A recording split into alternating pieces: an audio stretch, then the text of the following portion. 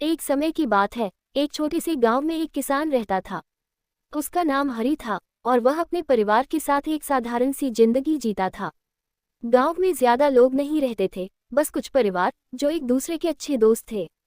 हरी का खेत छोटा था, लेकिन उसने उसे बड़े मेहनत और समर्पण से सींचा था। वह सुबह से लेकर रात तक अपने खेतों में काम करता और अपनी जमीन से जितनी भी फसल मिलती उसे अच्छे से संभालता था। वह दिन रात अपने खेतों में उगाई गई फसलों के बारे में सोचता और यह मानता था कि खेती से ही उसके जीवन की असली खुशी है। हरी की जिंदगी में एक खास बात थी और वह थी उसका प्रेम अपनी जमीन से। वह खेतों को सिर्फ एक जगह नहीं मानता था जहां वह काम करता था, बल्कि उसे अपनी जमीन से गहरी आत्मीयता थी। उसकी जमीन उसका मित्र, उसका साथी और उसका जीवन था। वह हर सुबह सूर्योदय के साथ अपने खेतों में जाता और दिन भर उनसे जुड़ा रहता।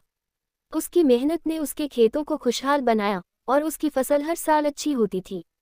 गांव में लोग उसकी कड़ी मेहनत और खेतों में शानदार फसल के लिए उसे जानते थे, लेकिन किसी को नहीं पता था कि हरी का दिल एक बहुत ही गहरी और भावुक कहानी छुपाए हुए था।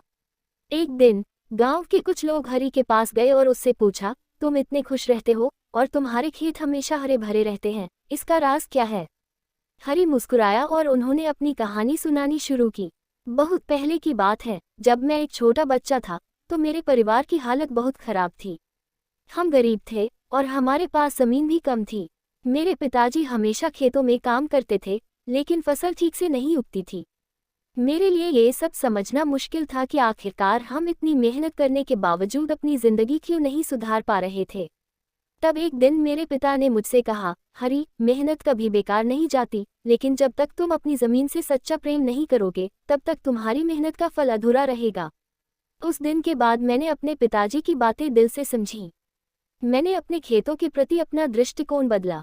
मैं केवल फसल उगाने के बारे में नहीं सोचता था, बल्कि मैंने उन खेतों को अपने जीवन का हिस्सा मान लिया। मैंने अपनी जमीन से सचमुच प्रेम करना शुरू किया। मैंने उस पर हर घड़ी ध्यान दिया, उसके आशीर्वाद का आभार महसूस किया। जैसे जैसे मैं जमीन से जुड़ा, वैसे वैसे मेरी मेहनत का फल भी मीठा होने लगा।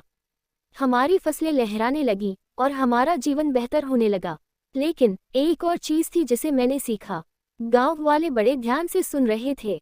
हरी ने आगे कहना शुरू किया, मैंने महसूस किया कि अपनी जमीन से प्रेम केवल भूमि की देखभाल करने से नहीं होता, बल्कि यह भी जरूरी है कि हम उसकी समृद्धि के लिए सही मार्गदर्शन और सजगता दिखाएं।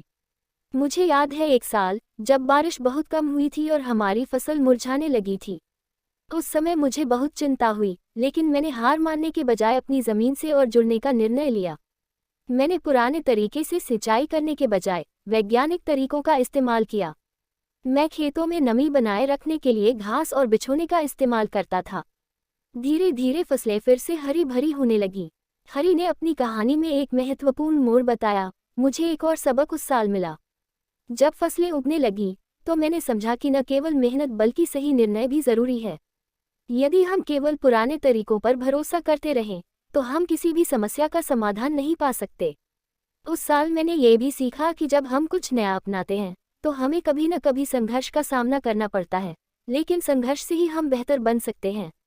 गांव वाले अब पूरी तरह से उत्सुक थे और हरी की बातों से प्रभावित थे।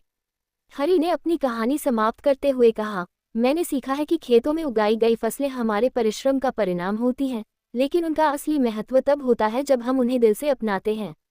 मेरा जीवन मेरी जमीन की तरह ही है, जितना हम उसे सम्मान देंगे उतना ही वह हमें खुशियां और समृद्धि देगी। गांव के लोग खामोशी से हरी की बातें सुन रहे थे। उन्होंने महसूस किया कि वह केवल एक किसान नहीं, बल्कि जीवन के एक गहरे सच का प्रतिनिधि है। उसका जीवन संघर्षों से भरा हुआ था, लेकिन उसने कभी हार नहीं मानी। उसकी खेती और मेहनत का असली राज था उसका दिल से अपनी जमीन से जुड़ाव और अपने कार्य में सच्चाई, समर्पण और प्रेम। हरी की कहानी ने सभी को ये समझाया कि जीवन में चाहे कितनी भी मुश्किलें क्यों न हो, अगर हम सही दिशा में मेहनत करें और अपने कार्य से प्यार करें तो सफलता निश्चित रूप से हमारे कदमों में होगी। उसके बाद गांव में हर किसान